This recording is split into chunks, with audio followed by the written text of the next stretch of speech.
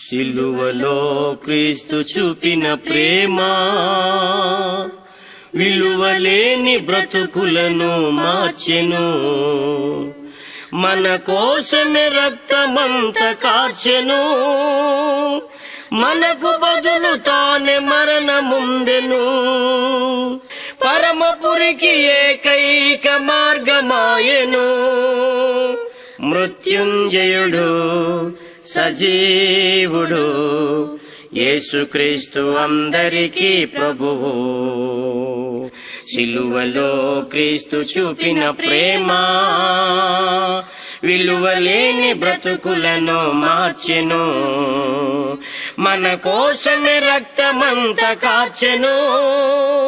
సమాధిలో నుండి తిరిగి లేచెను. పరమపురికి ఏకైక మార్గమాయెను.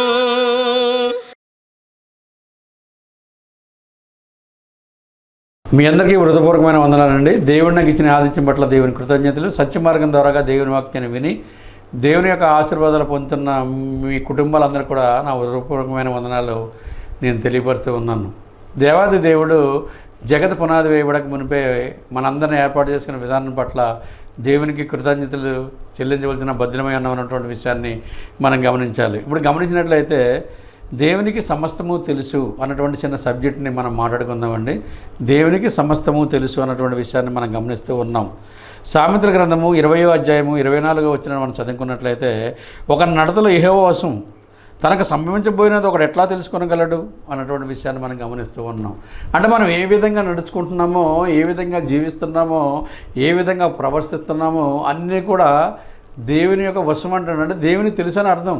మనం ప్రతి ఒక్కరు కూడా గమనించాలి. అంటే ఎవరు కూడా నన్ను చూడలేదని మనం అనుకుంటూ ఉంటాం, కానీ మనుషుల్ని మోసం చేయొచ్చు కానీ మనం దేవుని మోసం చేయలేమన్నటువంటి విషయాన్ని మనం గమనించాలి. ఎందుకంటే వివేకం కలిగిన వారు ఉన్నారా లేరని నరులని ఆకాశం నుంచి పరిశోధన చేస్తాడండి దేవుడు అన్నటువంటి విషయాన్ని మనం గమనిస్తూ ఉన్నాం.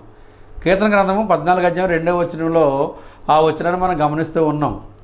ఎందుకంటే వివేకం కలిగి ఉన్నారా లేదా నరులు అని ఆకాశం నుంచి పరిశోధన చేస్తున్నాడు అంటే మనమేమనుకుంటున్నాం, ఎవరు నన్ను చూడలేదు, మనం ఏ విధంగా జీవించినా పర్వాలేదు అని అనుకుంటూ ఉంటాం. ఆ విధంగా అనుకోవడానికి వీలు లేదన్నటువంటి విషయాన్ని మనం గమనించాలి. సామెతల గ్రంథము 21వ అధ్యాయము మరొక వచనం అండి, 21వ అధ్యాయం 2వ వచనాన్ని మనం చదువుకుందామండి. ఒకడు తనకు ఏర్పరచుకున్న మార్గం ఎట్టిదైనను తన దృష్టికి న్యాయంగానే అగపడెను. యెహోవా హృదయములను పరిశోధన చేయవాడు అన్నటువంటి విషయాన్ని మనం గమనిస్తూ ఉన్నాం. అంటే ఒకరు ఒక మార్గాన్ని ఎంచుకుంటారు, వాళ్ళకి ఎలా కనపడుతుంది అంటే యథార్థంగా కనపడుతుంది అంటండి. కానీ యెహోవా ఏం చేస్తున్నాడు, యెహోవా హృదయాల్ని పరిశోధన చేయవాడు. అంటే మన హృదయంలో ఎలాంటి ఆలోచనలు వస్తున్నాయో, మన హృదయం ఏ విధంగా ఉన్నదో యెహోవాకు తెలుసు అంటండి. ఎలా తెలుసు? ఆయన మనల్ని చేసుకొని ఉన్నాడు అన్నటువంటి విషయాన్ని మనం గమనించాలి. మనల్ని కని ఉన్నాడు ఆయన. ఈ విషయాన్ని మనం గమనించాలి. అందుకే ఆయన మాట్లాడుతూ ఉన్నాడు. సామెతల గ్రంథం 21వ అధ్యాయం 2వ వచనంలో, ఒకటి తనకు ఏర్పరచుకున్న మార్గం ఎట్టిదేనను తన దృష్టికి న్యాయంగానే అగపడను. కొంతమంది చూడండి ఎంతసేపునా వినరు మాట, నేను చెప్పిందే కరెక్ట్ అంటారు, కానీ అతనికి న్యాయంగానే కనపడుతుందంట. కానీ లాస్ట్కి మనం గమనించినట్లయితే న్యాయంగానే కనపడను అన్నటువంటి విషయాన్ని మనం గమనిస్తూ ఉన్నాం. యెహోవాయే హృదయాలని పరిశోధన చేయవాడు అన్నటువంటి విషయాన్ని మనం గమనిస్తూ ఉన్నాం. మరి అలాంటప్పుడు మనం ఏ విధంగా జీవిస్తున్నాం? మరి దేవునికి సమస్తము తెలుసు అంటే మనం భయభక్తులు కలిగి ఉండవలసిన అవసరం ఉంది. అంటే దేవుని దగ్గర నుంచి మనం తప్పించుకోలేమన్నటువంటి విషయాన్ని మనం గమనించాలి. దేవుని దగ్గర నుంచి మనం తప్పించుకోలేమండి. ఒక మనుషుల దగ్గర నుంచి తప్పించుకుని దాకోవచ్చు. అదేవిధంగా ఈ తప్పించుకునే విషయంలో మనం గమనించినట్లయితే ఒక సందర్భం మనకు గుర్తుకొస్తూ ఉందండి. ఎలాగా తప్పించుకునే విధానం అన్నటువంటి విషయాన్ని మనం గమనించినట్లయితే, మరి ఆదాము ఏ విధంగా తప్పించుకోవాలనుకున్నాడు అన్నటువంటి విషయాన్ని ఈ సందర్భం బట్టి మనం ఆలోచించాలి. ఆదికాండము 3వ అధ్యాయము 9వ వచనం మనం చదువుకున్నట్లయితే, దేవుడైన యెహోవా ఆదాముని పిలిచి, నువ్వు ఎక్కడ ఉన్నావో నన్ను, అందుకు అతడు నేను తోటలలో నీ స్వరం విన్నప్పుడు దిగంబరంగా ఉంటుంది కనుక భయపడి దాక్కొంటిని అన్నట్లుగా మనం గమనిస్తూ ఉన్నాం. చూడండి, ఆదాము భయపడి చెట్టు దాటుని దాక్కొంటాడంటండి చెట్లలో. మరి దేవుని కనపడ్డా అన్నటువంటి విషయాన్ని మనం గమనించినట్లయితే 100% దేవునికి కనపడతాడు అన్నటువంటి విషయాన్ని మనం గమనించాలి. కానీ అతను ఆలోచన చూడండి ఎలా మారిపోయిందో. ఆత్మీయమైన స్థితి నుంచి ఎలా పడిపోయాడు, భౌతికంగా మరి దిగజారిపోయినటువంటి విషయాన్ని మనం గమనిస్తూ ఉన్నాం. ఎందుకంటే చెయ్యని తప్పు చేశాడు, మళ్ళీ నెపం దేవుని మీద అతను నువ్వు ఇచ్చిన ఈ స్త్రీ వల్లనే నేను ఈ పని చేశాను అన్నట్టు నెపం వేసినట్లుగా మనం గమనిస్తూ ఉన్నాం ఆదాం. కానీ ఆ విధంగా ఉండడానికి వీలు లేదన్నటువంటి విషయాన్ని మనం గమనించాలి. దేవుని సమస్తం తెలుసు అంటే మరి ఏది కూడా మరుగై ఉండదు ఆయన దగ్గర మనం అనుకుంటూ ఉంటాం. ఆ విధంగా జీవించడానికి వీలు లేదన్నటువంటి విషయాన్ని మనం గమనించాలి. సామెతల గ్రంథము 22వ అధ్యాయము 12వ వచనాన్ని కూడా మనం చదువుకుందాం. యెహోవా చూపులు జ్ఞానం గల వారిని కాపాడును, విశ్వాస ఘాతుకుల మాటలు ఆయన వ్యర్థం చేయను అన్నటువంటి విషయాన్ని మనం గమనిస్తున్నాం. యెహోవా చూపులు ఎవరి మీద ఉంటాయంటే జ్ఞానం గల వారిని కాపాడుతాయంటే యెహోవా చూపులు అని రాయబడ్డది అక్కడ. మరి దేవుడు సూతనడనే కాదండి, మనం గమనించుకోవాలి. జ్ఞానం గలవారంటే ఇష్టమండి. క్రైస్తవులు అనగా జ్ఞానం గలవారు. ఒకవేళ నీ జ్ఞానం కొద్దిగా ఉంటే దేవుని మనం అడగాలండి. యాకోబు రాసిన పత్రిక 1వ అధ్యాయం 5వ వచనంలో ఈ విషయాన్ని మనం గమనిస్తూ ఉన్నాం. ఎందుకంటే జ్ఞానం కొద్దిగా ఉంటే దేవుని మనం అడగాలి అన్నటువంటి విషయాన్ని మనం ప్రతి ఒక్కరం కూడా గమనించాలి. ఎందుకంటే దేవుడు మనకు తెలియపరుస్తూ ఉన్నాడు. ఈ విషయాన్ని మనం ప్రతి ఒక్కరం కూడా గమనించవలసిన బద్దులమై ఉన్నామన్నటువంటి విషయాన్ని గమనించవలసిన బద్దులం మనం.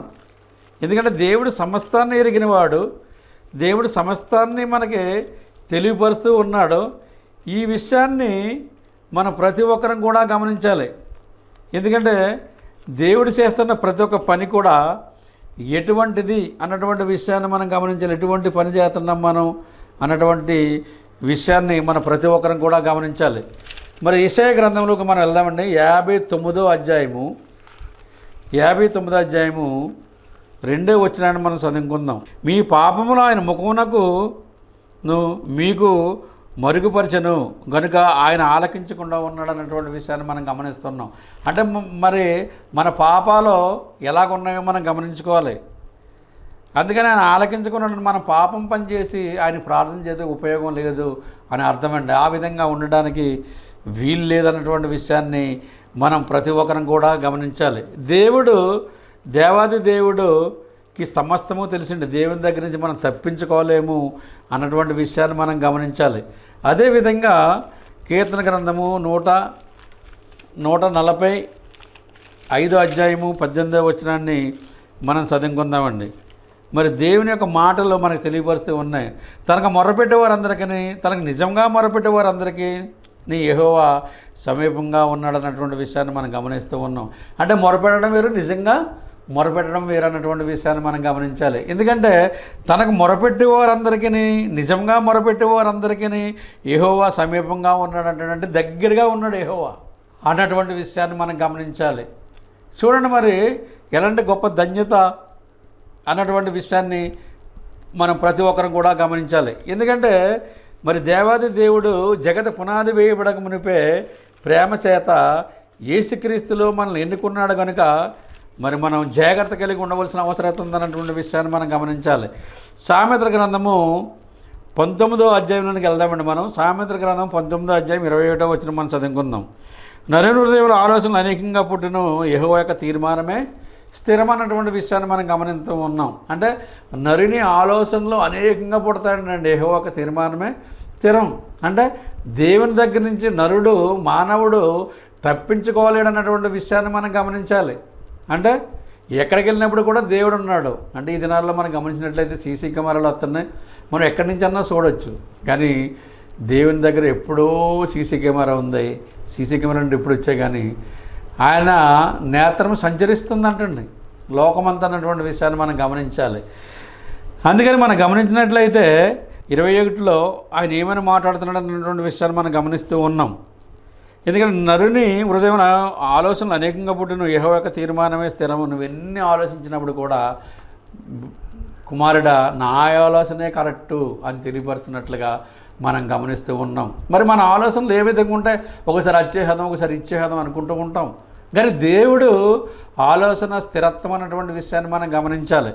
మరి ఆ విధంగా మనం జీవిస్తున్నామా లేదా అన్నటువంటి విషయాన్ని మనం గమనించాలి. సామెతల గ్రంథము 25వ అధ్యాయము 11వ వచనాన్ని మనం చదువుకుందాం. మరి దేవుని వాక్యం ఏ విధంగా సెలవిస్తున్నటువంటి విషయాన్ని మనం గమనిద్దాం. సముచితంగా పలకబడిన మాట విచిత్రమైన వెండి పళ్ళెంలో నుంచబడిన బంగారు పళ్ళు లాంటిది అన్నటువంటి విషయాన్ని మనం గమనిస్తున్నాం. అంటే మనం మాట్లాడే విధానం సమయోచితంగా మాట్లాడవలను క్రైస్తవులు అన్నటువంటి విషయాన్ని మనం గమనించాలి. విచిత్రమైన వెండి పళ్ళెంలో నుంచబడిన బంగారు పళ్ళు వంటిది అన్నటువంటి విషయాన్ని మనం గమనించాలి. వెండి పళ్ళెంలో బంగారు పళ్ళు పెట్టారనుకోండి ఎంత వాల్యూగా కనబడతాయి అన్నటువంటి సందర్భాన్ని ఈ సామెత గ్రంథకర్త మనకు తెలియపరుస్తున్నట్లుగా మనం గమనిస్తూ ఉన్నాం. అంటే మన యొక్క ఆలోచన విధానం కానీ మనం మాట్లాడే విధానం కానీ చక్కగా ఉండవలసిన అవసరం ఉందన్నటువంటి విషయాన్ని మనం గమనించాలి. ఎందుకంటే దేవునితో మనం మాట్లాడుతున్నప్పుడు మన మాట ఎలా ఉండాలంటే కొద్దిగా ఉండాలంటండి అన్నటువంటి విషయాన్ని మనం గమనించాలి. అదేవిధంగా మనం గమనించినట్లయితే మరి ఇంకొక చిన్న వచనాన్ని మనం చదువుకుందామండి. కీర్తన గ్రంథంలోనికి మనం వెళ్దాం. కీర్తన గ్రంథము 94 అధ్యాయం, కీర్తన గ్రంథము 94 అధ్యాయం 11వ వచనాన్ని మనం చదువుకుందాం. నరుల ఆలోచన వ్యర్థమని యెహోవాకి తెలిసేయున్నది అన్నటువంటి విషయాన్ని మనం గమనిస్తున్నాం. కానీ నరుడు అదే విధంగా ఆలోచించుకుంటుంటాడు, కానీ వ్యర్థమని యెహోవాకి తెలిసి ఉన్నది అంటే ఆలోచనలో వ్యర్థం. నీ ఆలోచనలు వేరు, నా ఆలోచనలు వేరు అని దేవుడు చెప్తున్నట్లుగా మనం గమనించాలి. చూడండి మరి ఇక్కడ ఎలా తెలియపరుస్తున్నారంటే ఆయన నరుల ఆలోచన వ్యర్థమని యెహోవాకు తెలిసి ఉన్నది అన్నటువంటి విషయాన్ని మనం గమనిస్తూ ఉన్నాం. కానీ మానవుడు ఈ దినాల్లో గమనించినట్లయితే నాకంటే తెలివైన వారు ఎవరో లేరు అనుకుంటూ ఉంటారు. ఒకళ్ళ మించిన వాళ్ళు ఒకరు అవగాహన కలిగి ఉంటారు అన్నటువంటి విషయాన్ని మనం గమనిస్తూ ఉన్నాం. మన సొసైటీలో చూస్తూ ఉంటామండి. కానీ యెహోవాకు సమస్తము తెలుసు అన్నటువంటి విషయాన్ని మనం గమనించాలి. అందుకని నరుల ఆలోచన వ్యర్థమని యెహోవాకి తెలిసే ఉన్నది. నువ్వేమీ ఆలోచించుకోకు కుమారుడా కుమార్తె, నాకు తెలుసు, నేను చెప్పిందే స్థిరత్వము అన్నటువంటి విషయాన్ని మరి మనం గమనించుకోవాల్సిన అవసరత ఉందన్నటువంటి విషయాన్ని మనం గమనించాలి. కీర్తన గ్రంథము 55వ అధ్యాయము 22వ వచనాన్ని మనం చదువుకుందామండి. 22వ వచనం.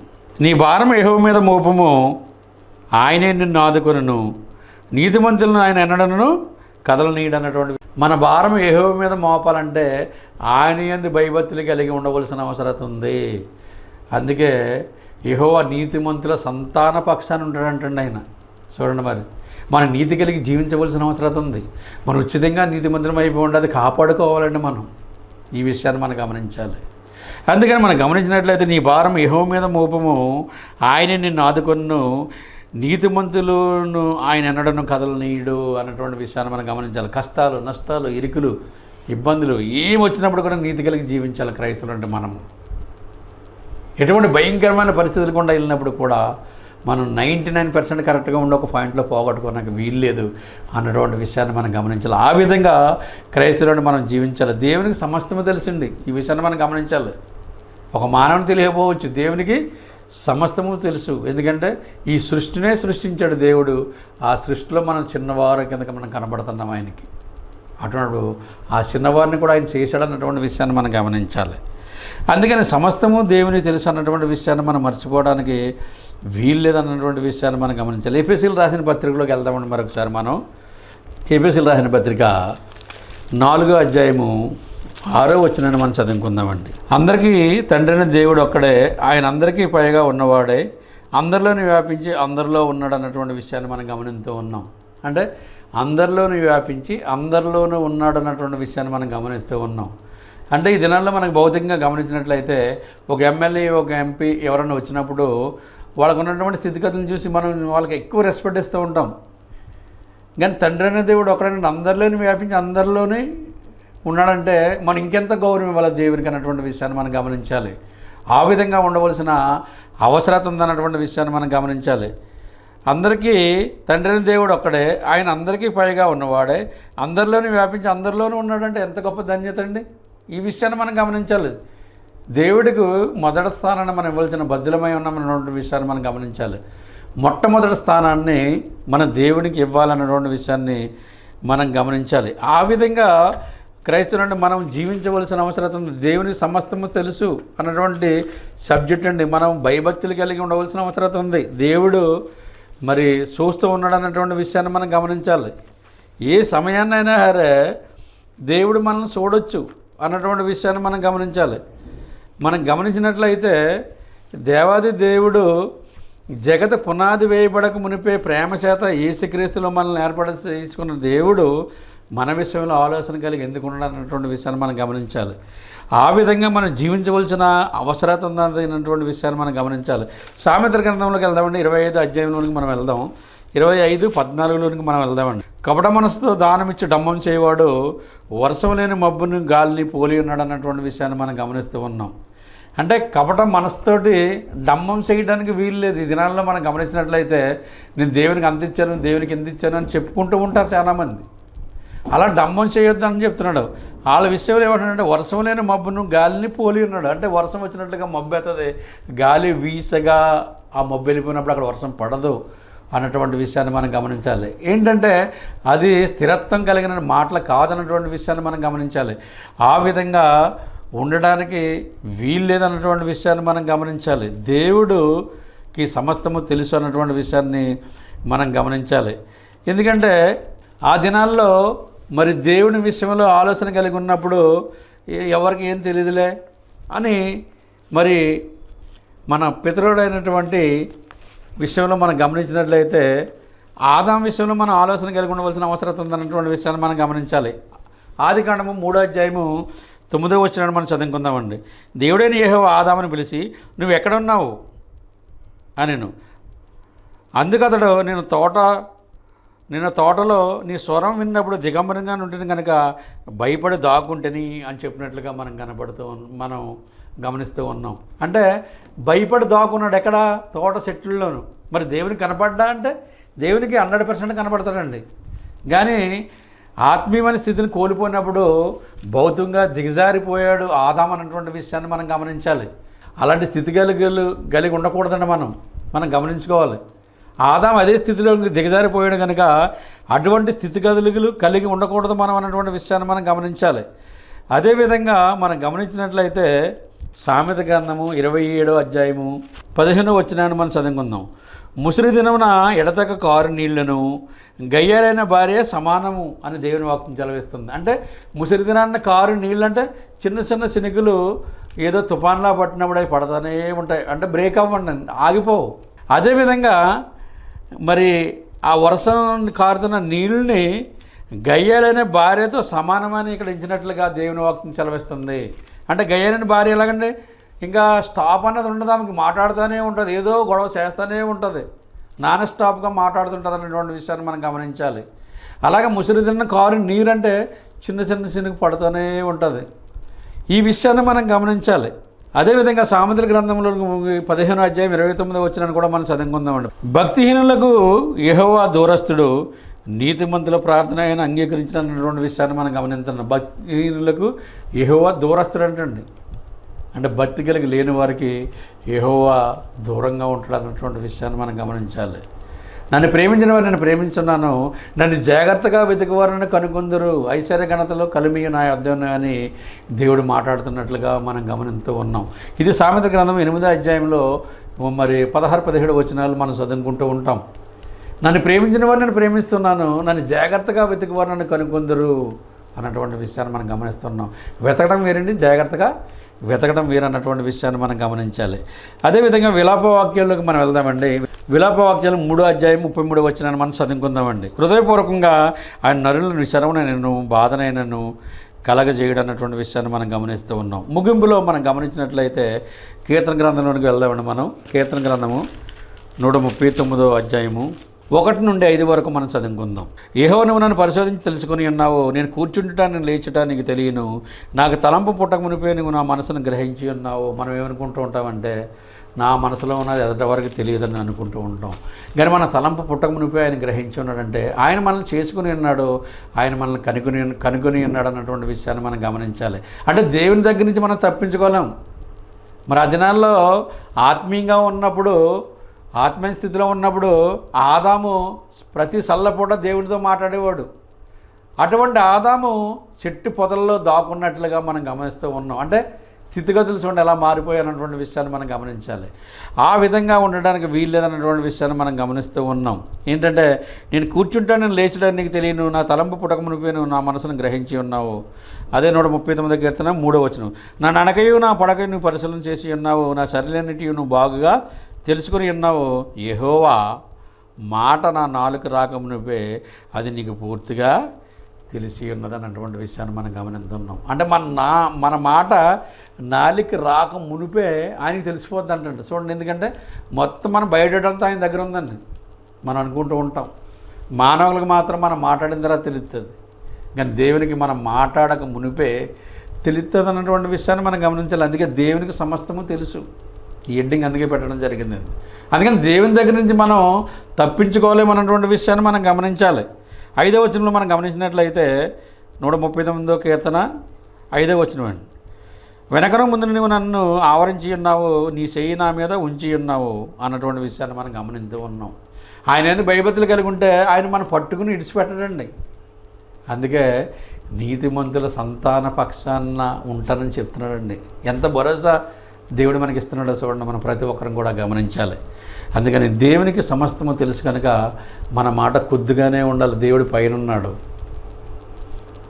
మనం మాట్లాడడానికి మరి నిదానించాలి, వినడానికి వేగిలి పడాలండి. మనం ఆ విధంగా ఉండాలి క్రైస్తవులండి. మనం శ్రద్ధగా అయినందుకు మీ అందరికీ కూడా హృదయపూర్వకమైన వందనాలు. ప్రార్థన చేసుకుందామండి. ప్రియ పరలోకన తండ్రి, మీరు గొప్ప దేవుడు, నీతిమంతుడు, యథార్థమంతుడు, మీకు అసాధ్యమైనది ఏదీ లేదు, సమస్తం మీకు సాధ్యం కనుక మీ చిత్తాంతరంగా నడిపిస్తున్న విధానం పట్ల మీ కృతజ్ఞతలు తెలియపరుస్తూ ఉన్నాం. మరి దేవునికి సమస్తము తెలుసు అన్నటువంటి విషయాన్ని ఇంతవరకు కొన్ని లేఖనాలు మరి మేము పంచుకోవడానికి మీరు ఇచ్చిన ఆతిథ్యం పట్ల మీ కృతజ్ఞతలు చెల్లిస్తున్నాం. మరి వింటున్న వారు గ్రహించి, మీ ఆత్మీయ మాటలు గ్రహించి మరి ముందు కొనసాగి భాగ్యాన్ని వాళ్ళ కుటుంబాల్లో మీరు దయచేయమని ప్రార్థన చేస్తున్నాం. అదేవిధంగా తండ్రి, ఈ చిన్న ప్రార్థన మీ పాత్రని చేర్చుకుంటారని, మాకు మేము తగ్గించుకుని రక్షించినట్టు మీరు సహాయం చేయమని క్రీస్తు నామమున వేడుకొని ప్రార్థన చేస్తున్నాం తండ్రి, ఆమెన్. అదేవిధంగా మరి యుఎస్లో ఉన్నటువంటి సహోదరులు, ప్రీమార్ట్లో ఉన్నటువంటి సహోదరులు మరి ఎంతో చక్కని వాక్యాన్ని బోధిస్తూ ఉన్నారు. వారు అందరికీ కూడా నా హృదయపూర్వకమైన వందనాలు నేను తెలియపరుస్తున్నానండి. ఎందుకంటే మా అబ్బాయి ఆనంద్ ఈ విషయాన్ని తెలియపరచమని చెప్పాడు. అందుకనండి ఆ విషయాన్ని మరి ఈ సందర్భంగా నేను తెలియపరుస్తూ ఉన్నాను.